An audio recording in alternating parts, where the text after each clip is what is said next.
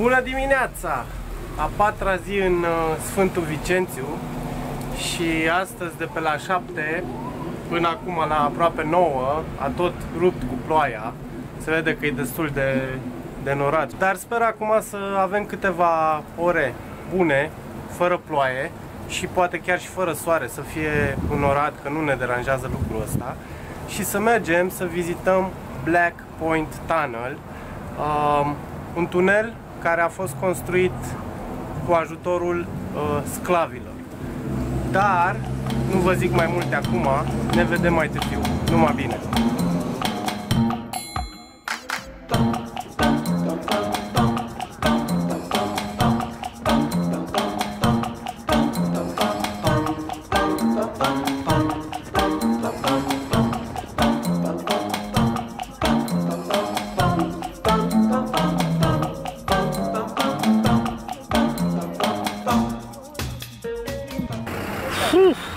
Proaspăt coborâți din autobuz, tocmai am ajuns la Black Point Tunnel.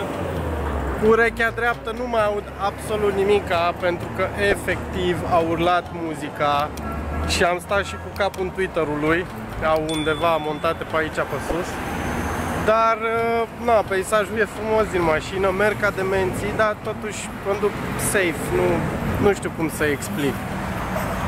În schimb, foarte îngrămădeală, cum v-am zis și în zilele trecute, într-o dubă de 7-10 persoane îi bagă 20 ceva și uneori ajung să stai așa chercit. Dar nu contează, e o aventură în sine. Cum? M-am dezmorțit și eu acum. Băi, eu m-am distrat în autobuz, adică îmi place la nebunie de oamenii ăștia. Oricât de aglomerat ar fi autobuzul, te primesc, îți fac loc, se îngrămădesc pentru tine, te iau și în brațe dacă trebuie, deci chiar mișto. Bă, și îmi place muzica lor, altă chestie. Îmi place muzica lor super ritmată. Astăzi am avut și partea de muzică mai din Europa. Cunoscută. Mai cunoscută de noi, da, a fost mișto. Mi-a plăcut. Bun, acum următoarele ore o să stăm și o să vizităm aici Black Point Tunnel, inclusiv cu această grădină sau nu știu exact ce este. Vă arăt și voi imediat, numai bine! I was born to be a fighter, had these dreams and desires I would be something better, energy, got a fire in my soul to keep burning, a pain that keep hurting, a curse is emerging, feel the thirst, keep on working, I won't stop, I won't quit, to the top of this shit, I get lost in the work, sweat dripping, not a bitch, I get mad, I get pissed, I get after this shit, hit the gas, feel the grip, adrenaline, never miss, I'm not patient, but I've learned to embrace it, cause I've been working, I've been waiting, never complacent, cause I'm so close I could taste it, want it away from everything I've been chasing. I'm honest and I promise that I got this. I'm launching, all I've wanted has been exhausting. I'll teach you how to harness, control the conscious. You got this, yeah you got this, you gotta want it. Shot, life ain't fair. Are you gonna win or will you play scared? I will not stop, I am prepared to get to the top, yeah you must be rare. Vă ziceam că oamenii ăștia sunt curați și insula este destul de curată. Din păcate, cam asta, ce se vede în spatele meu, este tot ce aduce oceanul din larg. Că e mult mai învolburat aici și uitați tot ceea ce înseamnă poluare.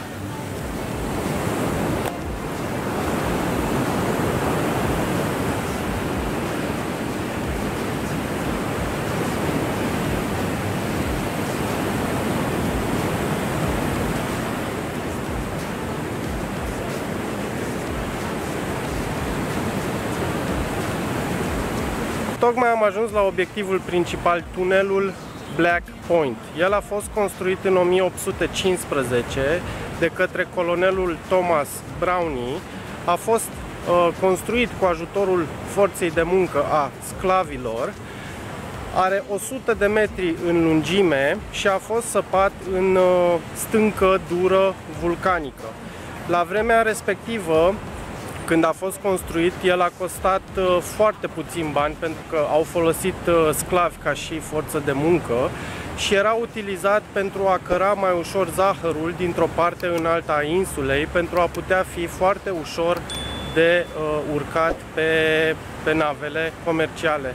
Haideți să-l și vizităm. To get to the top, yeah, you must be rare. You got one shot, life ain't fair. Are you gonna win or will you play scared? I will not stop, I am prepared. To get to the top, yeah, you must be rare. Gotta like, hey, I will not stop, I am prepared. To get to the top, yeah, you must be rare. Yeah, I'm on it, it's not coming. To be the best, I can be on the mountain. I see you running in the sky, can I have my first sight? Pushing on to the thing that was coming.